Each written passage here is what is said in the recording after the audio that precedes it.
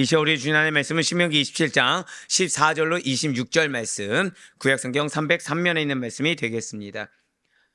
우리 신명기 27장 14절로 26절 말씀 한 절씩 교독하신 후에 마지막 26절 말씀 한 목소리로 합독 하도록 하겠습니다. 제가 먼저 신명기 27장 14절 말씀 읽도록 하겠습니다. 레위 사람은 큰 소리로 이스라엘 모든 사람에게 말하여 이르기를, 장색의 손으로 조각하였거나 부어 만든 우상은 여호와께 가증하니 그것을 만들어 은밀히 세우는 자는 저주를 받을 것이라 할 것이요 모든 백성은 응답하여 말하되 아멘 할지니라. 그의 부모를 경홀히 여기는 자는 저주를 받을 것이라 할 것이요 모든 백성은 아멘 할지니라. 그의 이웃의 경계표를 옮기는 자는 저주를 받을 것이라 할 것이요 모든 백성은 아멘 할지니라. 맹인에게 길을 잃게 하는 자는 저주를 받을 것이라 할 것이요 모든 백성은 아멘 할지니라. 객이나 고아나 과부의 송사를 억울하게 하는 자는 저주를 받을 것이라 할 것이요 모든 백성은 아멘 할지니라. 그의 아버지의 아내와 동침하는 자는 그의 아버지의 하체를 드러냈으니 저주를 받을 것이라 할 것이요 모든 백성은 아멘 할지니라. 짐승과 교합하는 모든 자는 저주를 받을 것이라 할 것이요 모든 백성은 아멘 할지니라. 그의 자매 곧 그의 아버지의 딸이나 어머니의 딸과 동침하는 자는 저주를 받을 것이라 할 것이요 모든 백성은 아멘 할지니라. 장모와 동침하는 자는 저주를 받을 것이라 할 것이요 모든 백성은 아멘 할지니라. 그의 이웃을 암살하는 자는 저주를 받을 것이라 할 것이요 모든 백성은 아멘 할지니라. 무죄한 자를 죽이려고 뇌물을 받는 자는 저주를 받을 것이라 할 것이요 모든 백성은 아멘 할지니라. 함께요. 이 율법의 말씀을 실행하지 아니하는 자는 저주를 받을 것이라 할 것이요 모든 백성은 아멘 할지니라. 아멘. 할렐루야. 네, 오늘 변없이 살아있는 주님의 말씀의 은혜를 사모함으로 말미암아 이렇게 하루의 시작을 말씀과 기도를 우리를 기쁘게 여기시사 한 번 더 절대 고백하시겠습니다. 약속을 반드시 성취하십니다. 네, 그렇습니다.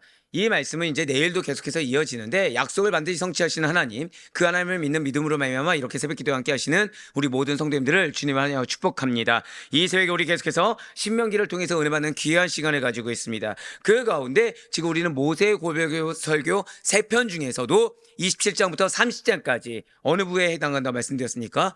결론부에 해당한다고 말씀드렸어요. 이 항상 서론과 결론은 중요한 메시지, 반드시 잊지 말아야 되는 메시지를 기록하고 있다라고 말씀을 드렸죠.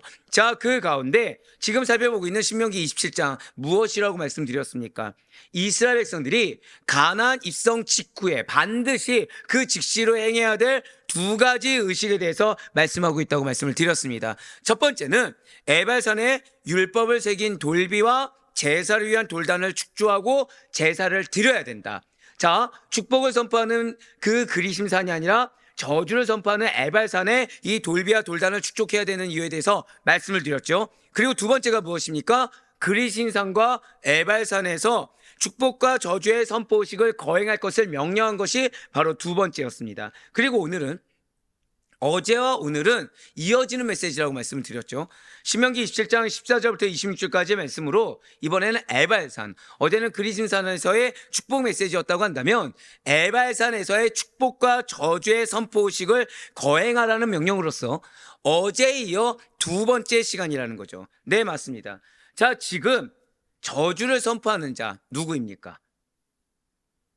1번 모세, 2번 제사장, 3번 장로들. 누구였습니까? 저희 방금 읽었어요. 저희 지금 한 2분 됐습니까? 지금? 예, 방금 읽었습니다. 지금. 자, 다시 한 번 더요. 레위인은 제사장이다. 아니다. 레위인은 그냥 제사장 아닌 장로다. 정답은? 예, 그렇습니다. 지금 레위인들이 12가지 범죄에 따른 저주를 선포하는 겁니다. 이스라엘의 각 지파를 대표하는 백성들은 12번 아멘으로 화답해야 된다는 거예요. 자, 지금 12가지 범죄에 따른 저주를 선포한 거에 대해서 지금 범죄가 몇 가지라고요? 12가지 범죄를 기록한 겁니다. 거기에 따라서 이스라엘 각 지파를 대표하는 백성들은 아멘을 몇 번 화답해야 된다고요? 12번 그대로 화답하는 거예요. 이때 선포하는 12개의 율법, 여기에 당연히 의미가 있겠죠. 이 12개의 율법은 모세의 율법 전체를 함축하는 계명이 무엇입니까? 십계명이죠. 이 십계명을 실생활의 율법 조항으로 확장시킨 것이 이 12가지 율법입니다. 즉 할라카가 필요합니까? 필요하지 않습니까? 필요하지 않아요. 이미 하나님은 말씀해 주셨어요. 고백하실게요. 12개의 율법, 12개의 율법으로 모세의 율법 전체를 함축하는 십계명을 실생활의 율법 조항으로 확장시킨 율법을 이미 주셨다는 것입니다. 자, 그렇기 때문에 이거는 실생활에 적용이 되는 겁니까? 아니면 뜬구름 잡는 이야기입니까? 적용되는 이야기라는 거죠. 그러니까 반드시 지켜 행해야 된다는 거예요.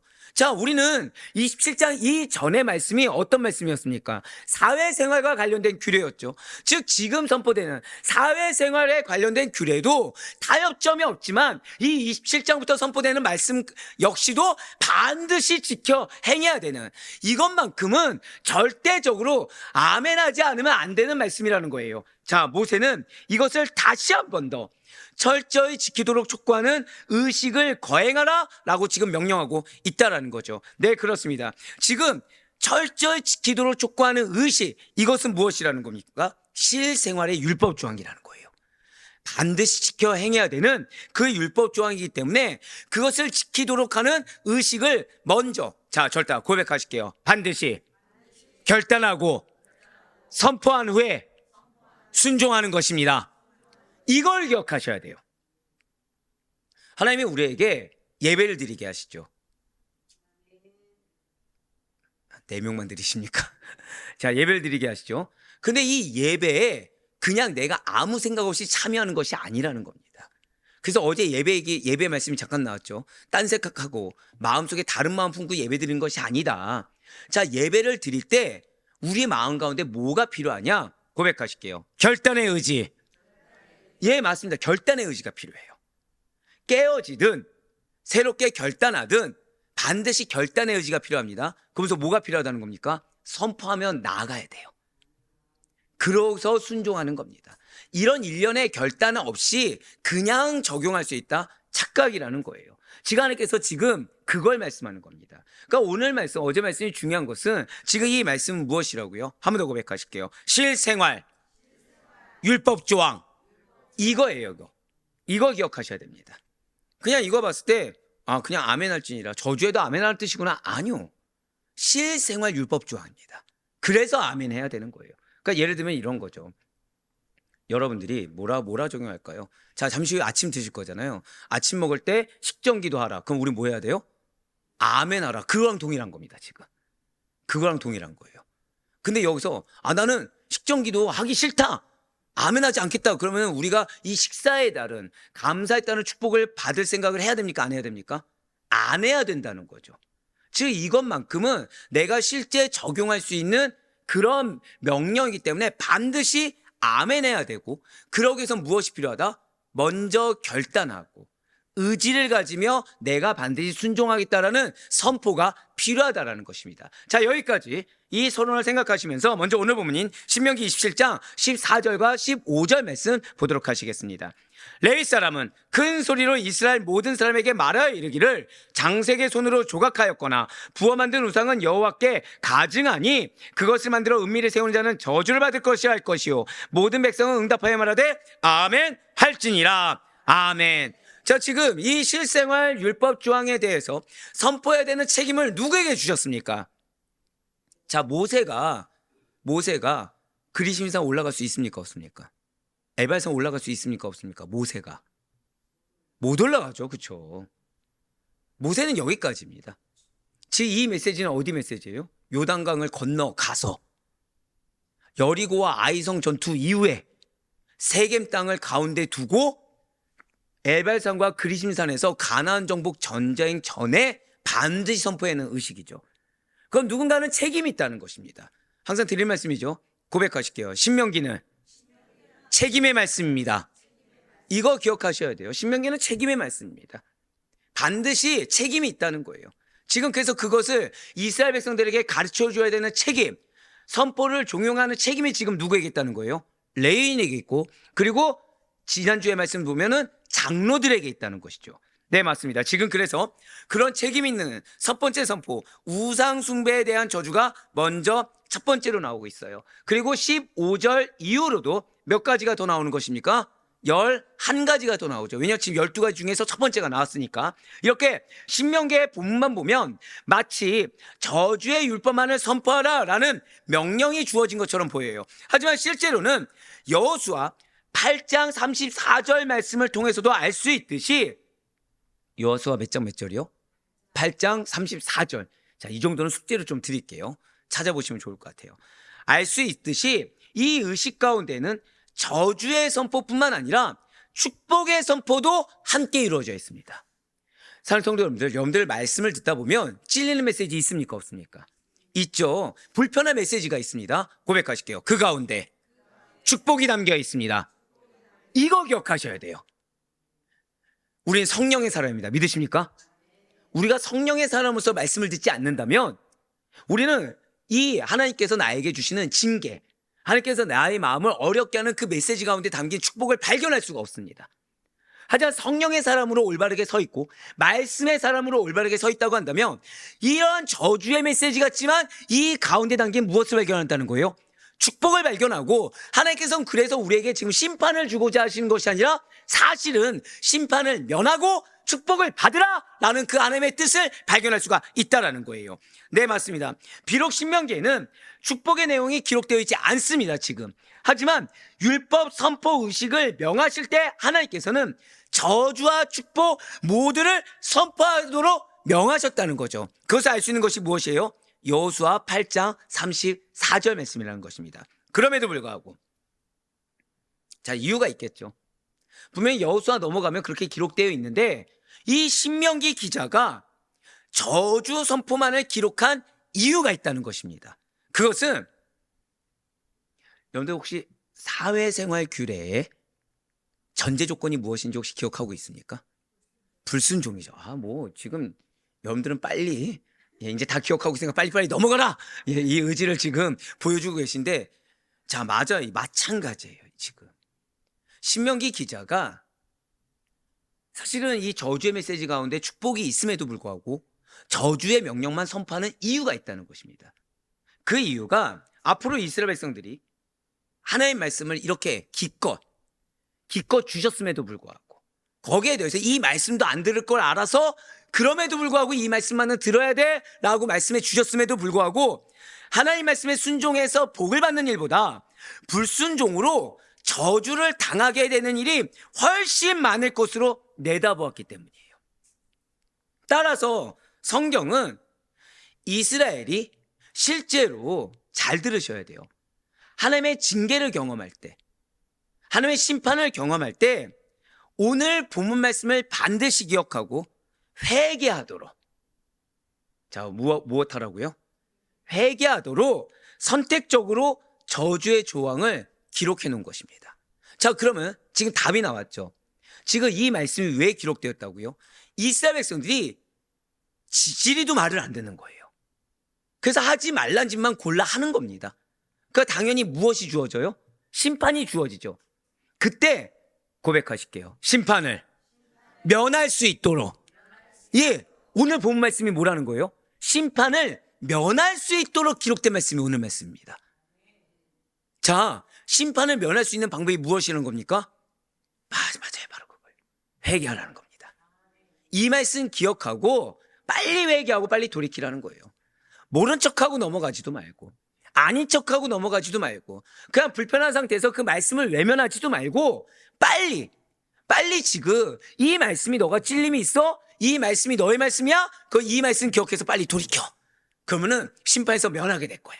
징계에서 면하게 될 거야. 저주에서 면하게 될 거야. 지금 하나님의 사랑의 초청이라는 것이죠. 그러므로 우리는 성경에 지금 이러한 선택적 기록을 성경의 모순이냐 아니냐, 또는 지금 상황에 적용할 수 있냐 없냐를 따져서는 안 되는 것입니다. 잠시 뒤에 나오겠지만 오늘날과 이 말씀이 적용이 될까 안 될까요? 적용됩니다. 왜요? 오늘 말씀 가운데 이 시대는 이런 일이 없지 않아? 아니요. 이런 종류의 것이 있다는 거죠. 오히려 성경 기자의 의도와 하나님의 경고를 깊이 새기시며 말씀 앞에 고백하실게요. 순종과 회개의 삶. 순종과 회개의 삶으로 나아가야 된다는 거예요. 왜죠? 하나님이 궁극적으로 신명기 말씀을 왜 기록하셨습니까? 한 번 더 고백하실게요. 장구한 축복. 맞아요. 가나안 들어가서 발 디딘 걸로 끝내지 말고 거기서 장구한 축복을 누리라는 것입니다. 나의 때에서 끝난다고 했습니까? 자손의 때까지 이어진다고 했습니까? 그래서 징계 말씀 중에 뭐가 있죠? 공동체의 유익을 너가 저해하게 될 거야. 자녀의 축복을 너가 맡게 될 거야. 라는 말씀을 왜 주십니까? 그러지 말라는 거예요. 그러지 말라는 거예요.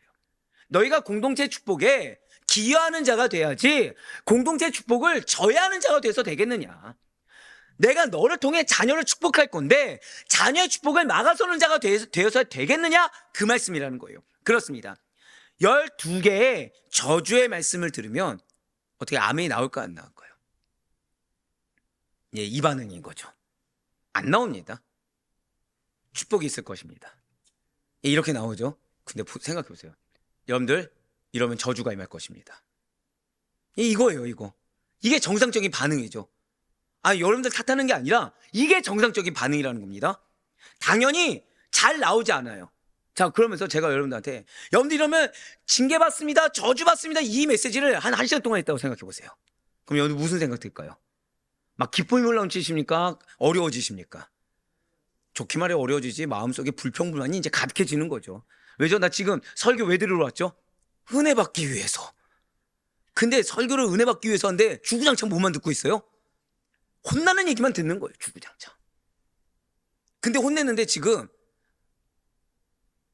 예를 들어서 하나님은 지금 이런 뜻이 있습니다, 이런 얘기도 하지 않아요. 지금 오늘 본문 보세요. 이 본문 말씀 주신 것이 이런 뜻입니다 설명 있습니까? 없습니까? 하나도 없습니다. 그냥 12개의 저주받을 얘기만 주고 있어요.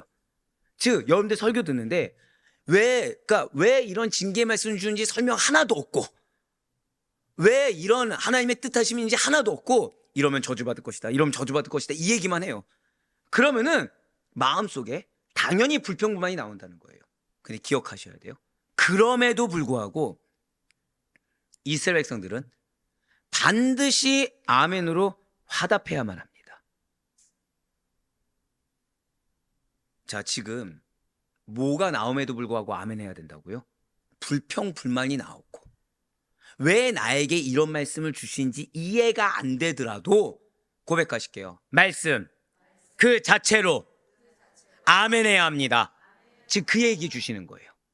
그 얘기 주시는 거예요. 여러분들 상황 가운데 이해 안 되는 상황이 올 수 있습니다. 이해 안 되는 상황 가운데 말씀까지 쓰리 쓸 수 있습니다. 거기에 내가 이 명령에 이 말씀에 나한테 이러이러하라라고 하는데 그 이러이러하라 하기 싫을 수 있습니다. 그래서 나는 미리 말씀드릴게요. 내일 나오지만 그냥 가만히 있는 것조차도 나는 잘한다고 생각하고 싶습니다. 근데 가만히 있는 것이 죄라는 거예요. 이미 지난주에도 나왔고 내일도 나옵니다. 가만히 있는 것이 죄가 되고 반드시 뭐 하라는 거예요? 고백하실게요. 아멘. 자, 여기서의 아멘은 그렇습니다, 그렇게 되기를 바랍니다, 그렇게 이루어 주셔서 내가 그렇게 행하겠습니다 라는 뜻을 가지고 있는 단어예요. 자, 무엇이 있다고요? 내 마음의 의지, 내 생각, 거기에 뭐까지 있다고요? 내가 하는 거. 즉 우린 이걸 뭐라고 하죠? 고백하실게요. 레보브카. 여러분들 제가 왜 레보브카를 기억하라고 했겠습니까? 왜 나푸시카를 기억하라고 했겠습니까?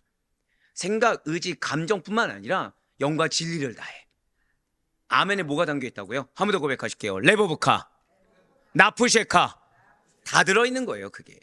그러니까 내가 아멘하고서 가만히 있는 거 죄가 될까 안 될까요? 그래서 죄가 되는 겁니다. 또한 가끔씩은 진실로, 예, 제가 잘 쓰는 단어죠. 진실로라는 부사로 이 아멘이 사용될 때도 있으며 요한계시록 3장 14절에서는 이 아멘이 예수 그리스도를 나타내는 말로도 사용되기도 합니다. 이렇게 아멘을 자 지금 누구를 인격화시킨 거예요? 예수 그리스도로. 어디에서요? 요한계시록 3장 14절을 통해서 예수 그리스도를 인격화시켜서 나타냈다는 것은 예수 그리스도께서 바로 고백하실게요. 하나님의 말씀의 성취자. 예, 맞습니다. 말씀의 성취자이시며 말씀이 육신이 되신 분이다 라는 것을 의미하는 것이, 한 번 더 고백할까요? 아멘. 그러니까 내가 아멘 한다는 것이 무엇입니까? 말씀이 육신돼서 오신 예수 그리스도 뜻대로 내가 행하겠습니다.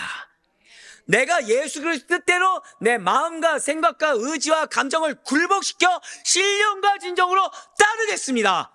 그것이 아멘이에요.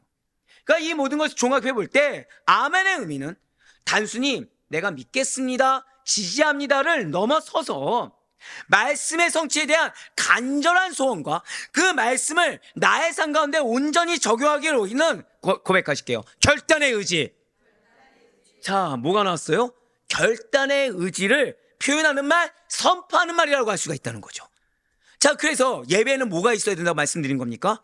결단의 의지 뿐만 아니라 의지를 뭐 해야 된다고요? 선포하며 나가서 적용하는 겁니다.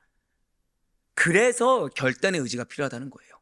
근데 우리는 보통 아멘 뭐라고 하죠? 내가 믿습니다 해서 끝내고 싶어 한다는 거예요.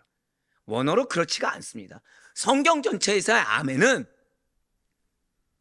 그렇습니다. 믿습니다. 그렇게 되기를 바랍니다. 소망뿐만 아니라 내가 그렇게 되기를 원하고 행하겠습니다. 의지에 더해서 누구까지 포함되어 있다고요? 아멘에? 예수 그리스도까지. 너무나도 중요한 본문이에요, 지금. 사실은 27장부터 30장까지는 결론부에 해당하기 때문에 빼놓을 말씀이 없죠.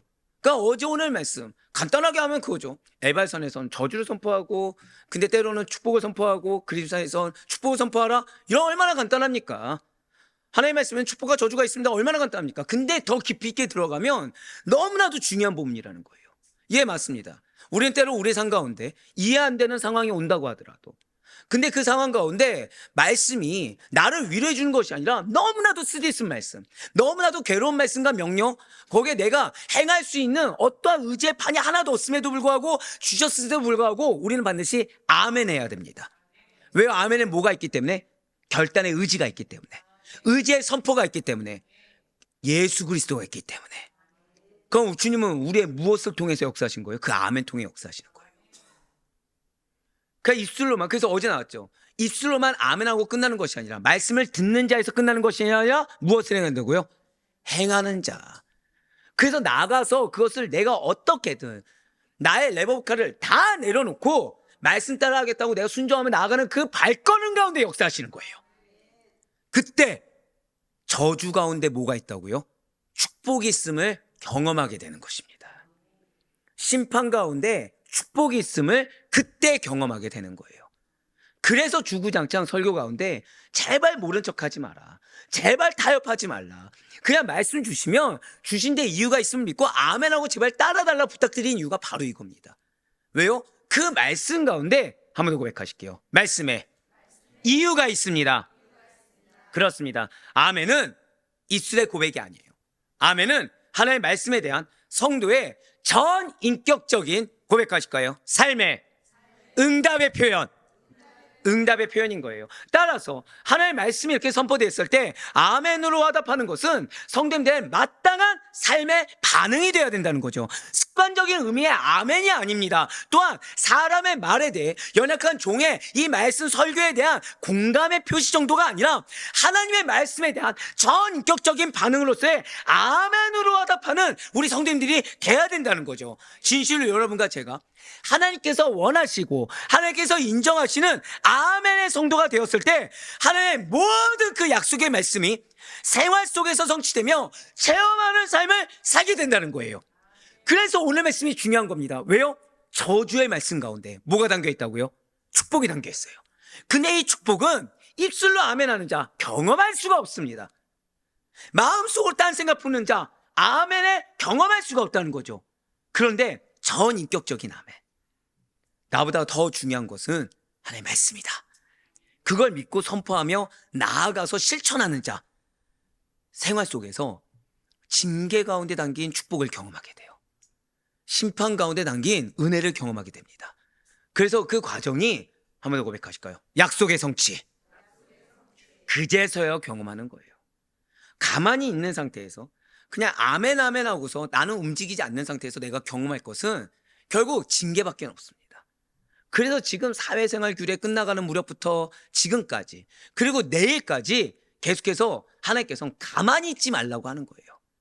내가 경거망동하라는 뜻이 아니죠. 가만히 있지 말라는 것은 무엇입니까? 한 번 더 고백하실게요. 말씀에 대한 삶의 반응, 그렇습니다. 그러니 정말로 진정한 아멘의 성도가 되는 우리 모든 주의 권속도 되길 간절히 소망합니다. 그래서 이어서 오늘 본문 신명기 27장 16절에서 19절까지 말씀도 동일한 의미에서 적용될 수가 있는 것입니다. 16절에서 19절까지의 말씀입니다. 그의 부모를 경홀히 여기는 자는 저주를 받을 것이라 할 것이요 모든 백성은 아멘 할지니라. 그의 이웃의 경계표를 옮기는 자는 저주를 받을 것이라 할 것이요 모든 백성은 아멘 할지니라. 맹인에게 길을 잃게 하는 자는 저주를 받을 것이라 할 것이요 모든 백성은 아멘 할지니라. 객이나 고아나 과부의 송사를 억울하게 하는 자는 저주를 받을 것이라 할 것이요 모든 백성은 아멘할 지니라. 아멘. 자, 벌써 16절부터 18절까지의 말씀 보신 적 있습니까? 없습니까? 있죠. 사회생활 규례죠. 지금 사회생활 규례를 축약했죠. 자, 사회생활의 가장 기본 단위가 어디라고 말씀드렸습니까? 가정이죠. 그래서 가정에서 제일 잘해야 될 것이 무엇이라고 했어요? 부모, 공경, 배우자, 존중, 자녀, 사랑. 거기에 더해서 그 다음 단계 무엇이었죠? 이웃사랑이었어요. 지금 그거죠. 그거 하는 자들은 그냥 축복을 포기하라. 사회생활 규례에서 이미 얘기 나온 거죠. 그러면서 객이나 고아나 과부의 송사를 억울하게 하는 자는 저주를 받을 것이다 라고 지금 선포하고 있는 것입니다. 하나님께서는 모세를 통해서 지금 사회생활 규례의 전제 조건이 무엇이었다고요? 불순종할 거를 전제로 두고 주신 말씀이죠. 그래서 무엇을 띈다고 그랬습니까? 절대성과 강제성을 띈다고 했어요. 그래서 그렇게 사회생활 규례를 지키지 않는 자, 근데 거기에 대해서 사실은 여기 하나가 더 포함되어 있습니다. 정당한 경제활동을 하지 않는 자, 약자들을 보호하지 않는 자에 대해서 저주의 선포를 내리게 하셨어요. 누구에게요? 모세에게. 산성도님들, 그 모든 대표들, 이 교회가 되었든 회사가 되었든 모든 대표들이 은퇴를 앞두면 꼭 하는 작업이 있습니다. 무슨 작업하는지 아십니까? 자신의 어떤 삶을 좋게 포장해서 남기길 원해요. 항상. 즉 사람들의 뇌리에 내가 어떻게 기억에 남겨지길 원하는 겁니까? 좋게 남겨지길 원해요. 그래서 자서전도 쓰고 책도 기록하고 합니다. 근데 지금 모세를 보시길 바래요. 지금 모세는 우리들에게 그렇게 인생을 마무리하는 것이 아니라고 본이 되어주고 있습니다. 무슨 뜻이냐? 지금 모세는 지금 이스라엘 백성들이 가나안에 들어가서 저주의 선포를 듣고서 얼마나 마음이 불편할까? 얼마나 듣기 싫어할까? 그래서 나를 어떻게 바라볼까 생각한 것이 결코 아닙니다. 지금 모세는 고백하실까요? 끝까지. 맞아요. 끝까지 내가 얼마나 하나님께서 명하신 대로 살고 있는가. 나에게 명하신 생명줄이 닿는 그 순간까지 얼마나 하나의 마음에 합한 자가 되고 있는가. 거기에 집중하고 있다는 거예요. 맞습니다. 얼마나 하나님께서 명하신 그대로를 내가 호흡 있는 그 순간까지 그대로 따르며 선포하는가. 바로 이것이 모세에게 가장 중요한 문제였다는 것입니다. 지금 하나님께서는 앞서 말씀드렸죠. 저주하기를 즐겨하기 때문에 저주의 선포를 내리라 라고 명하신 것이 결코 아니에요. 오히려 그 반대입니다. 범죄하기 쉬운 우리의 심성을 일깨우고 징계를 받는 그 순간에서라도 저주를 받지 않도록 빨리 돌이켜서 축복을 받을 수 있도록 경각심을 주시기 위함이에요. 고백하실게요. 나에게 경각심을 주길 원하십니다. 지금 여러분들이 말씀을 들었는데 마음에 찔림이 있어요. 마음이 불편해요. 그것이 지금 무엇입니까? 기회예요. 그것이. 왜요? 경각심 주고 있거든요. 빨리 그 말씀을 먹으라는 거예요. 빨리 그 말씀 먹고 뭐 하라는 겁니까? 아멘 하라는 거예요. 입술로만 아멘 할 것이 아니라 그 아멘에 뭐가 담겨 있다고요? 나는 삶에 적용하겠습니다. 자, 이거는 서원이 될까요? 안 될까요? 서원이에요. 그게. 지금 내가 아멘 했는데 그 말씀대로 따르지 않았습니다. 그럼 나 지금 뭐 한 거죠? 서원을 이행하지 않은 거죠. 여기서 우리는 저주의 경고가 축복의 약속 못지않게, 아니 그 이상으로도 매우 중요하다는 사실을 깨닫고 있어요. 그렇습니다. 하나님의 말씀을 선포하는 설교자, 전도자, 그리고 특별히 중직 중에서도 장로님들은 반드시 입술이 사람 듣기 좋은 입술이 되어서는 결코 안 됩니다. 입술이 사람이 얼마나 좋으냐, 사람 마음이 얼마나 흡족하냐를 따져서는 결코 안 돼요. 기억하셔야 돼요. 축복의 약속뿐만 아니라 저주의 경고를 항상 잊지 않아야 됩니다. 누구까지요? 장로님들까지요. 그래서 목회자는 특별히 선포할 때 말씀을 그대로 선포할 수 있어야 돼요. 죄송하지만 제가 여러분들한테 선포할 때는 이 말씀을 듣고 여러분들의 마음이 어떠하냐, 이거 죄송하지만 중요하지 않습니다. 왜요? 여러분들을 책임지는 건 여러분들의 마음이 아니에요. 여러분들 누가 책임지십니까? 하나님이 책임지시거든요. 하나님은 말씀을 있는 그대로 선포하는 것이 제일 여러분들을 사랑하는 길입니다. 하지만 여러분들에게 바라는 것은 그 말씀 앞에 항상 드린 말씀 있죠. 정말 아멘으로 화답해 드리길 바라고 그 말씀 앞에 표정까지 은혜롭길 바라요. 오히려 솔직히 말씀드릴까요? 저주의 경고를 더 분명하게 강조할 수 있어야 됩니다. 지금 이 말씀 왜 주셨다고요, 하나님이? 이스라엘 백성들이 뭐 할지 알고서 순종보다 불순종할 걸 알아서 주시는 거예요. 그래서 불순종하면 당연히 하나님은 공의 하나님이시기 때문에 뭘 임해야 되죠? 심판, 징계가 임해야 되죠. 그때라도 빨리 돌이키라고. 그럼 이거는 기회의 말씀입니까? 저주의 말씀입니까? 기회의 말씀이에요. 기회의 말씀. 물론 이렇게 저주의 경고를 전하는 거 쉬운 일 아닙니다. 특히 저 같은 경우에도 여러분들한테 쓴 메시지 전할 때가 있죠. 아, 대다수입니까? 그러면은 잘 얹힙니다. 먹은 게 없어도 얹혀요. 이유는 제 마음도 저도 사람인지라 여러분들은 제 양입니다. 아, 감사히 아멘 해주셔서. 그럼 저는 여러분들이 축복받기를 원할까요? 저주받기를 원할까요? 축복받기를 원하죠. 그러니까 이 마음 가운데 두 가지가 부딪히는 거예요. 하나는 하나님의 마음, 두 번째는 인간의 마음. 그러니까 육신이 연약하니까 견디기가 쉽지가 않죠. 근데도 뭐 해야 되는 거예요? 그거를 그럼에도 불구하고 선포해야 되는 겁니다. 누구를 위해서? 여러분들을 위해서.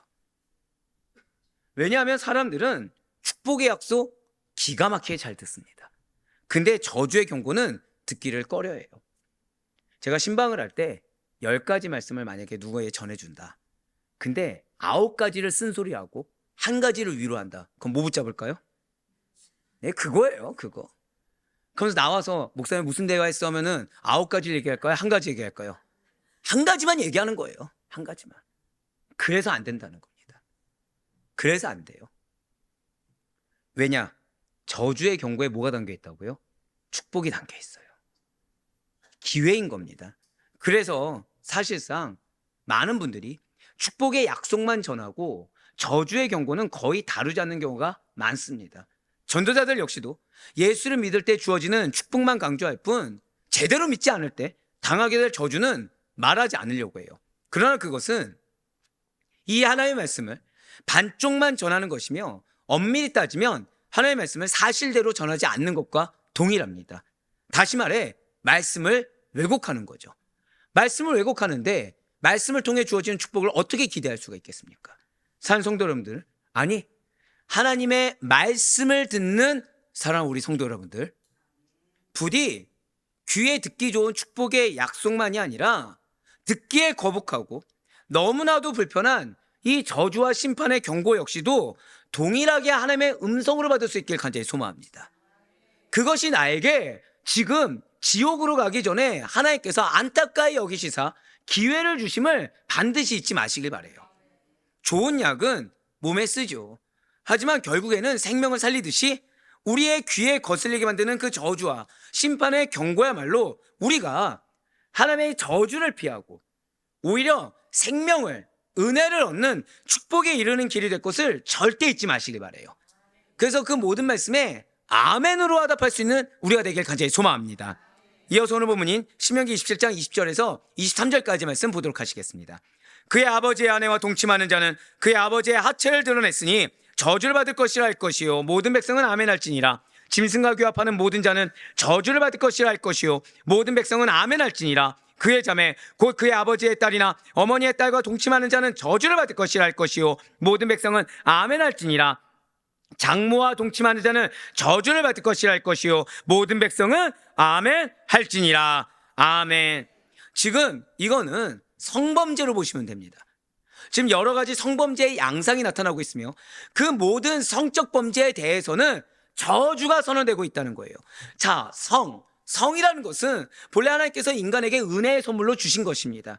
진실로 하나님께서는 아담을 지으신 이후에 그가 혼자 있는 것이 좋지 않다라고 판단하셔서 돋는 배필로 여자 곧 하와를 만들어 주셨죠. 그리고 하나님께서는 부부의 그 성적 결합을 통해서 한 몸이 되게 하시고 인류가 생육하고 번성하도록 하셨어요. 그러므로 성 그 자체는 원래 아름다운 것이며 하나님께서 인간에게 주신 축복 가운데 하나입니다. 그런데 오늘 본문은 고백하실게요. 왜곡되었을 때, 즉 이 성 문제는 정확히 말씀드릴까요?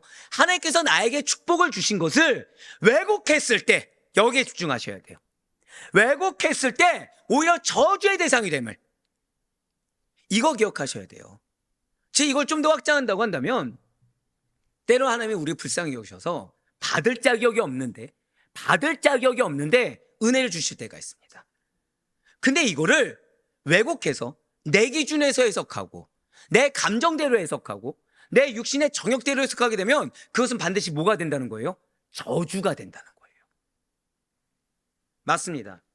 하나님께서 축복으로 주신 이 성이 왜곡되었을 때 지금 오히려 저주의 대상이 된다라는 것을 보여주고 있어요.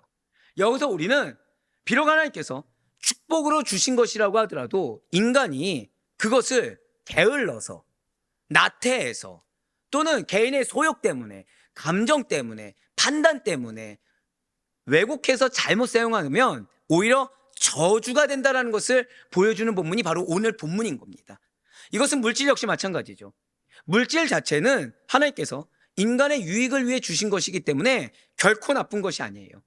분명 물질은 잘 사용하면 인간에게 큰 유익을 주며 인간 생활에게 꼭 필요한 것입니다. 미리 말씀드리지만 저는 여러분들이 물질의 축복을 받길 간절히 원하고 있어요. 그런데 그에 더불어서 한 가지 기도하는 게 있습니다. 만약에 이것이 하나님께서 기껏 기회를 주셨는데 왜곡되이 사용해서 저주가 될 만하면 끊으신 것이 낫다고 기도합니다. 맞지 않습니까? 지금 아닙니까? 맞잖아요. 하나님이 저 지금 축복으로 주셨어요. 근데 잘못 사용한 거죠. 독이 됐어요. 독을 먹는 게 낫습니까? 아예 안 먹는 게 낫습니까? 아예 안 먹는 게 낫죠. 그러니까 여러분들이 정말 물질 축복 받기를 원한다고 한다면 하나님 원하시는 대로 쓰임 받으세요. 모른다고 하면은 없는 게 나는 나은 상태구나 생각하시면 됩니다. 아니 좀 더 쉽죠. 사회생활 규례 나왔잖아요. 자, 물질이 생겼습니다. 물질이 생겼어요. 첫 번째 누구 위해서 써야 됩니까? 사회생활 규례대로 하면? 또 거짓말하지 마세요. 뭘 하나님입니까? 자, 우리는 사회생활 규례대로 배우면 첫 번째는 11조죠. 구별해서 드려야 되니까. 맞아요. 두 번째는 누구죠? 부모 공경입니다. 세 번째 누구죠? 자녀죠. 뭐 아닌 척 하세요. 그 다음 누굽니까? 이웃사랑이죠. 나는 어디입니까? 없다고 보셔요. 그냥 없다고 보시는 게 낫습니다. 그 가운데 주시면 감사한 거고, 아니어도 나는 뭘 한 거예요? 책임을 다한 자. 책임을 다한 자는 축복을 받습니까? 저주를 받습니까? 축복을 받겠죠. 그러니까 또 기대할 수 있겠죠. 그럼 지금 물질 사용하는 법에 대해서 우리는 알고 있습니까? 모르고 있습니까? 알고 있는 거죠. 그러니까 내가 만약에 선용할 수 없다, 없는 게 나아요, 차라리. 근데 선용할 수 있다, 그럼 하나님은 아낌없이 부어주실 겁니다. 즉 지금 제일 중요한 건 누구예요? 고백하실게요. 네, 신앙이 가장 중요합니다. 그거예요. 내 신앙이 가장 중요해요. 내 신앙이 갖춰진 상태에서 주는 건 정말 축복이 되지만 내 신앙이 하나님과의 우선순위가, 그리고 지금 내 이웃과 내 관계의 우선순위가 올바르게 정립되지 않았다고 한다면 없는 게 훨씬 더 축복입니다.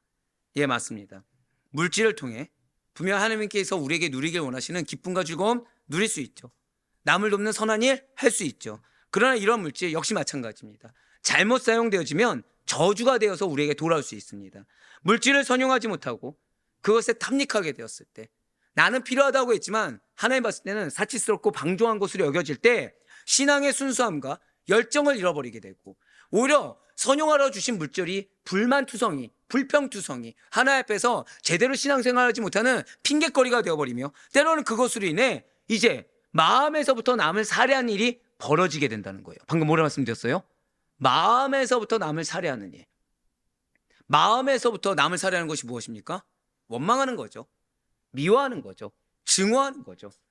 왜요? 질투하니까. 사랑하는 성도 여러분들, 하나님께서 창조하신 모든 것은 그 자체로 선하고 아름다운 것입니다. 진실로 하나님께서는 세상의 아름다운 것들을 다 창조하시고 우리 인간에게 축복으로 모두 다 허락해 주셨어요. 그러나 아무리 하나님께서 축복으로 주신 것이라고 하더라도 그것을 잘못 사용하면 도리어 저주가 될 수 있음을 명심해야 됩니다. 여러분들 지금까지 말씀해서 여러분들 두 가지 기억하셔야 돼요. 자, 징계와 심판의 메시지엔 반드시 뭐가 들어있다? 축복이 들어있다. 두 번째 뭐예요? 아무리 축복으로 주신 거라고 하더라도 선용하지 않으면 뭐가 될 수 있다는 거예요? 저주가 될 수 있다. 이걸 반드시 기억하셔서 정말 내가 축복받기를 원한다. 그럼 내 무엇부터 지켜야 됩니까? 신앙부터 지키세요. 하나님과의 관계부터 바르게 정립하는 것이 내 모든 어려운 환경을 해결할 수 있는 지름길인 것입니다. 제가 어지간하면 말씀 안 드리려고 했는데 저는 여러분들이 사역이 교회 사역이 끝이 아니라고 주장하는 사람이죠. 여러분들 사역의 1순위는 어디입니까? 가정이죠. 2순위는 어디죠? 직장입니다. 그래서 진짜로 직장 가운데 가정 가운데 해야 될 일이 있으면 하셔야 돼요. 대신 그 마음의 우선순위는 분명히 존재하죠. 그래서 때로 제가 티 안 나게 숙제거리를 드리곤 합니다. 약속을 드리고 해요. 그럼 대다수 지킬까요, 안 지킬까요? 거의 안 지킵니다. 근데 제가 오늘 셔틀 하는데 사실 마음 가운데 제 마음을 지키기 위해서 약속을 안 지키는 분이 있어도 내 마음 어렵지 않아야지 하고서 쓱 이렇게 턴을 하는데 갑자기 익숙한 차 번호가 딱 보이는 거예요. 약속을 지킨 차 번호가 보인 거예요. 울며 좋아했어요. 너무 좋아했어요. 그럼 지금 선용하고 계신 겁니까? 악용하고 계신 겁니까? 선용하는 거죠. 축복이 있을지어다. 기억하셔야 돼요. 우리의 아멘에는 하나님이 다 듣고 계십니다. 그래서 우리가 하는 약속들 있잖아요. 그거 하나님 다 듣고 계십니다. 그래서 그럼에도 불구하고 지켰을 때 하나님은 축복을 아끼지 아니하십니다. 이 정도밖에 믿음이 없을 줄이야. 예, 집에 가서 회개기도 좀 해야겠네요, 제가. 자, 그러면서 이제 마지막으로 신명기 27장 24절부터 26절까지 말씀 보도록 하실게요. 그의 이웃을 암살하는 자는 저주를 받을 것이라 할 것이요 모든 백성은 아멘 할지니라. 무죄한 자를 죽이려고 뇌물을 받는 자는 저주를 받을 것이라 할 것이요 모든 백성은 아멘 할지니라. 이 율법의 말씀을 실행하지 아니하는 자는 저주를 받을 것이라 할 것이요 모든 백성은 아멘 할지니라. 아멘. 자, 왜 24절 말씀이 이게 그 아까 성범죄에서 이어서 나온지인지 아시겠죠? 하나님의 축복을 주신 것을 선용하지 아니했을 때 저주를 받게 되는데, 근데 그 가운데 마음에 뭐가 있을 수 있다는 거예요? 내가 선용하지 않고 신앙으로 올바로 서지 않으면 이웃을 질투하고 시기하고 저주하고 미워하는 마음, 그 마음이 뭐라고 했습니까? 살인하는 마음이라고 그래서 설교 중에 말씀드렸죠. 그래서 그 다음 말씀이 24절에 나온 거예요. 그러니까 성범죄에 대한 얘기였습니까? 하나님께서 축복을 주신 것을 왜곡했을 때 받는 저주에 대한 얘기입니까? 후자라는 거죠. 예, 맞습니다. 24절과 25절 말씀은 지금 암살과 살인에 대한 말씀을 하고 있습니다. 자, 어떠한 경우에 살인이냐고 하면 이미 마음에서부터 이웃을 미워하는 겁니다. 마음에서부터 이웃을 싫어하고 마음에서부터 이웃을 죽일 각오를 하고 있는 거예요. 자, 그러면서 또 하나는 재판관이 뇌물을 받고 무죄한 자를 사형에 처한다는 거죠. 이것은 그 과정이 은밀하게 행해진다. 자, 24절과 25절의 핵심 포인트는 뭐예요? 고백하실게요. 은밀하게. 바로 그거예요. 그러니까 겉으로 봤을 땐 티를 안 냅니다. 근데 마음에서부터 뭐가 있어요? 미움, 시기, 원망, 불평, 저주, 이게 있는 거죠. 뭐 여기에 더해서 이제 입 밖으로 나오기 시작했다. 그거는 이미 살인을 행한 거죠. 그 과정이 은밀하게 행해진다는 점에서 24절에 암살, 그래서 암살이라는 말을 쓰는 겁니다. 암살과도 같은 살인행위인 것입니다. 재판관이 뇌물을 받고 무죄한 자를 사형에 처하는 것은 인간의 그 고귀한 생명을 단지 몇 푼 돈으로 바꾸는 생명 경시행위입니다. 자, 지금 이웃을 마음에서부터 미워하는 것이 무엇이라고요? 고백하실게요. 생명 경시행위. 바로 그거예요. 진실 하나님께서는 당신의 형상대로 지음받은 인간의 생명을 귀한 것으로 여기심을 알고 생명을 최우선하는 윤리 기준을 가져야 된다고 말씀하고 계신 거예요.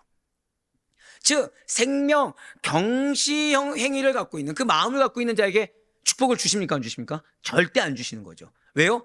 축복을 주셔서 더 큰 징계를 받느니 차라리 아무것도 부어주지 아니하고, 이어서 돈으로 질투했습니다. 돈을 안 부어주신 게 나은 거죠. 바로 그거예요. 그리고 26절에 붉은색 표현된 부분을 보시길 바랍니다. 이 율법의 모든 말씀을 실행하지 아니하는 자는 저주를 받을 것이라 라고 기록되어 있어요. 여기서 주목할 점은 저주를 받을 것이라 라는 말씀입니다. 이 말씀은 뭐랑 똑같냐면 창세기 3장 14절 말씀 혹시 기억하십니까?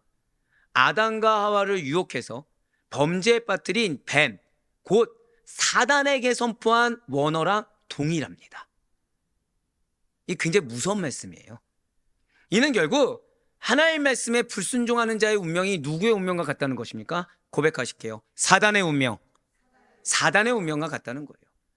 그러니까 항상 드릴 말씀 있잖아요. 여러분들의 감정, 여러분들의 마음이 여러분들의 인생을 책임지지 못합니다가 바로 이겁니다. 내 그 감정이 나를 사단의 운명으로 전락시킨다. 용납할 수 있습니까? 없습니까? 용납할 수 없죠. 그렇게 되어서는 절대 안 되죠.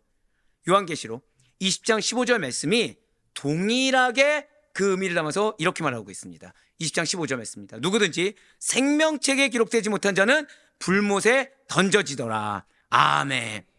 이 말씀이 의미하는 바가 오늘 본문에 저주를 받을지니라고, 그 말씀이 뭐랑 동일하냐? 창세기 3장 14절에 사단의 운명에 선포된 말씀과 동일하며, 이 자가 어떤 자냐? 끝까지 하나님의 말씀에 불순종하여 버림받은 자들입니다. 너무나도 두렵고 무서운 말씀이죠. 우리는 이 말씀의 증인이 되어서는 안 돼요. 이 말씀의 표본이 되어서는 안 된다는 것입니다. 생명책에 기록된 자가 우리의 정체성이지, 말씀의 불순종함으로 말미암아 생명책에 기록되지 못한 자가 우리의 정체성이 되어서는 안 된다는 사실을 잊지 마시길 바라요. 이제 말씀을 뵙겠습니다. 사랑하는 성도 여러분들, 아니 하나님의 말씀을 듣는 우리 성도 여러분들, 오늘 우리는 하나님께서 명하신 축복과 저주의 말씀을 들었어요. 여러분들 오늘 정말 세 가지 기억하셔야 돼요. 첫 번째는 징계의 말씀. 내 마음에 어려움을 주는 그 말씀에는 반드시 뭐가 있다? 축복이 있다는 걸 기억하셔야 돼요.